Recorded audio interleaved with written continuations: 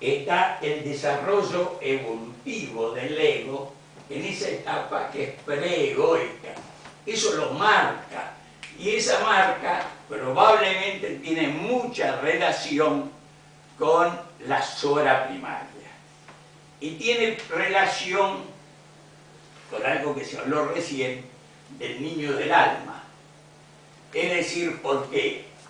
Porque es donde se inició la problemática. Ahí se comenzó a sufrir. El verdadero sufrimiento es ese. Y ese es el que hay que buscar. Nosotros lo tenemos que buscar en un repertorio donde los síntomas se van buscando y se van estableciendo la coincidencia mediante una sistematización de todos esos síntomas. Y así se llega al medicamento, generalmente. Esta es la búsqueda que tiene que hacer el homeópata para encontrar el similinum. Porque si yo le trato la pseudo-personalidad, lo que está trayendo el paciente, por ejemplo, ya acá tiraron muchos 6, le corresponde un medicamento que es el licopodium. Pero exacto, si ponemos y buscamos el medicamento, no solo veremos que en el 6, porque el 6 no solo tiene el temor o los temores, sino también que hay otros rasgos que lo caracterizan y que también son importantes y pueden cobijar a otras personalidades homeopáticas, por ejemplo, cáustico, grafites, etcétera, etcétera. Es decir, hay varios medicamentos que rondan el 6. Yo en mi investigación he encontrado la personalidad en 35 medicamentos. Es decir, son pocos, dirán ustedes. Bueno, es un tema de investigación, es un tema de trabajo, es un tema de continuar en el trabajo y en la investigación para llegar a cubrir una cuota mayor. Como dijimos, esta fase egoica, que es la que nos manifiestan en el consultorio, es precisamente la que signa esa fase egoica. Pero a la vez, nosotros sabemos que el hombre tiene que anhelar, que se dijo recién, tiene que anhelar entrar y penetrar en la fase post-egoica. Es decir, tiene que evolucionar hacia la fase post-egoica. Y en la fase post-egoica vamos a encontrar muchos conceptos y muchas llegadas y muchas formas de llegar. Perdón, el similinum te lleva a la fase posegoica. Claro, el similinum, exactamente, es el medicamento que facilita la fase posegoica. Porque si no, el enfermo, si toma el medicamento, se mejora, se cura, vamos a poner, uno le ha resuelto un montón de problemas, pero no le explica que tiene que salir de su ego, que tiene que desapegarse, ese sería el término, no rechazar el ego, cuidado, sino desapegarse al ego. Ese desapego del ego, precisamente, se lo enseñamos mediante el enneagrama de las virtudes y el de las ideas santas. Es decir, se lo enseñamos, lo tratamos de, en una palabra, de convencer y de conducir por ese camino. Y en ese camino yo he encontrado a un filósofo muy importante del año 1400 y pico, que es Nicolás de Cusa. Nicolás de Cusa precisamente es quien describe algo sumamente importante. ¿Por qué? Porque él dice que la mente es la medida de todas las cosas. Y la mente divina es la medida absoluta de todas las cosas.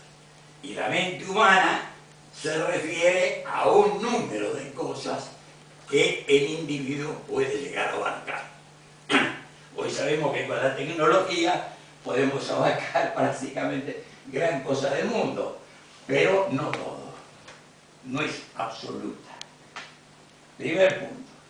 Segundo punto, Nicolás de Cusa establece que el hombre, en esa mente, la diferencia, es decir, al principio nosotros tenemos mente y alma como una misma cosa. ¿Pero qué es el alma? El alma es lo que anima el cuerpo.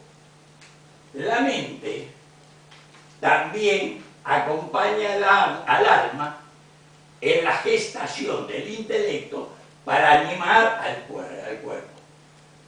Es decir, lo que anima al cuerpo. Como el cuerpo es finito, el alma desaparece, porque no tiene objeto que se lo anime, pierde el objeto.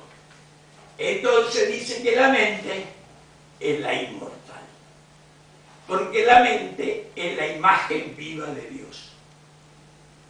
Y esa imagen viva de Dios, dice él, tiene lo que se llama las nociones concreadas, que son las nociones que a nosotros nos permiten primitivamente juzgar. Uno juzga lo que es bueno y lo que es malo. Aún se encuentre en el medio de la selva, alguien va a juzgar lo que es bueno y lo que es malo. Es decir, de ahí nacería lo que es el juicio moral. ¿Qué pasa? Aparte de las nociones congregadas, está la vis asimilativa, es decir, la fuerza de asimilación. Y además hay algo que él distingue y lo coloca muy bien. Ahí coloca en la mente la voluntad.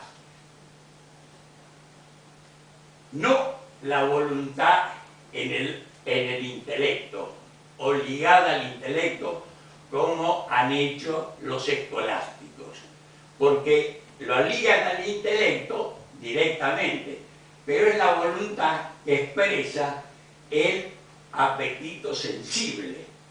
Es un apetito sensible. Yo en este momento quiero una jarra de agua, por ejemplo, y lógicamente es un apetito sensible que tengo. Y en cambio, él habla de un apetito espiritual. Y ese apetito espiritual es la búsqueda de la perfección, o el camino de la perfección. Y cuando nosotros la mente la vamos perfeccionando, vamos a llegar a la esencia total de nuestro principio. Es decir, ¿cuál era el principio? Es decir, reposar en Dios. Reposar, esto indica que uno tiene que volver hacia Dios. Y ese volver hacia Dios, que es quien nos ha creado, implica esfuerzo, implica eso, poner la voluntad, pero la voluntad espiritual. Aquí se habló muy bien de esa voluntad espiritual. ¿Por qué? Porque en cada punto del eneagrama nosotros vemos reflejado el eneagrama de las virtudes. Por ejemplo, ahí tienen, por ejemplo, las virtudes. Las virtudes, ¿qué implica? Un esfuerzo. Yo para ser un virtuoso tengo que hacer un esfuerzo. Y ese esfuerzo es un esfuerzo de perfección de mi persona en su totalidad. Pero la mente es fundamental, es el 100%. Para que la mente se perfeccione, que yo penetre en las virtudes. Es decir, las virtudes, existen varias clasificaciones y varios